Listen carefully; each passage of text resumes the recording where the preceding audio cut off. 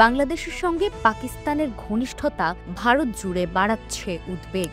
ইসলামাবাদের সামরিক বাহিনীর শীর্ষ কর্মকর্তাদের ঘন ঘন ঢাকা সফর, J-10C যুদ্ধবিমান ক্রয় আলোচনা আর সবশেষ যৌথ উদ্যোগে লালমনিরহাট বিমান ঘাঁটি সংস্কার পদক্ষেপগুলো ঘিরে অস্তিত্ব সংকটে ভারতের চিকেন স্নেক।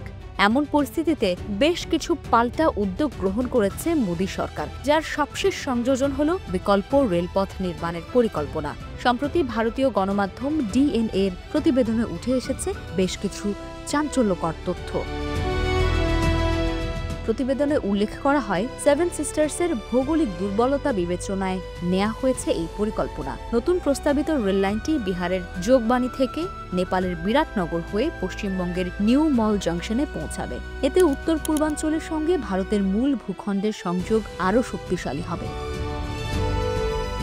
এর আগে গেল সপ্তাহে পশ্চিমবঙ্গের উত্তর দিনাজপুর জেলায় নতুন সেনা ঘাঁটি চালু করে ভারতীয় সেনাবাহিনী। এছাড়াও আসামের বামুনি, কিষানগঞ্জ ও চোপড়ায় নির্মাণ করা হয়েছে আরও 3টি সামরিক ব্যারাক। ঘাঁটি উদ্বোধনের সময় ব্রহ্মাস্ত্র সেনা কোর পরিদর্শন করেন পূর্বাঞ্চলীয় সেনা commander lieutenant general R.C. Tiwari. এ সময় অটুট উদ্দীপনা, পেশাদারিত্ব এবং স্বল্প সময়ে ঘাঁটি স্থাপন ও কার্যকর করার সেনাদের প্রশংসাও করেন তিনি। নিরাপত্তা মোকাবিলায় সর্বোচ্চ প্রস্তুতি বজায় রাখতে সেনাদের আহ্বান জানান শীর্ষ এই সামরিক কর্মকর্তা।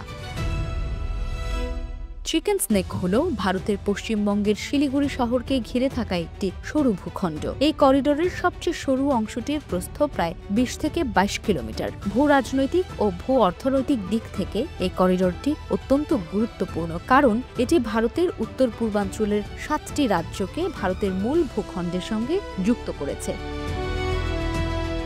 চীন ও পাকিস্তানের ঘনিষ্ঠতার কারণে বাংলাদেশের সঙ্গে ভারতের দূরত্ব এখন পরিষ্কার। DNA বলছে, বিকল্প রেলপথ প্রকল্প ও 3টি সামরিক ঘাঁটি নির্মাণের মাধ্যমে বাংলাদেশকে স্পষ্ট কৌশলগত বার্তা দিয়েছে ভারত। শিলিগুড়ি করিডোর রক্ষা ভারতের জন্য অত্যন্ত গুরুত্বপূর্ণ। যদি কোনো প্রতিদ্বন্দ্বী শক্তি প্রতিবেশীরা সরু এই অংশে চাপ সৃষ্টি করে, তবে ভারতের পুরো উত্তর পূর্বাঞ্চল কার্যত মূল ভূখণ্ড থেকে বিচ্ছিন্ন হয়ে যাবে। নয়াদিল্লির সাম্প্রতিক পদক্ষেপগুলো তাই শুধু সামরিক নয়, বরং এক বিস্তৃত ভূরাজনৈতিক হিসেবের অংশ, যা বাংলাদেশের রাজনৈতিক অবস্থান ও আঞ্চলিক শক্তির ভারসাম্য উভয়কেই প্রভাবিত করবে।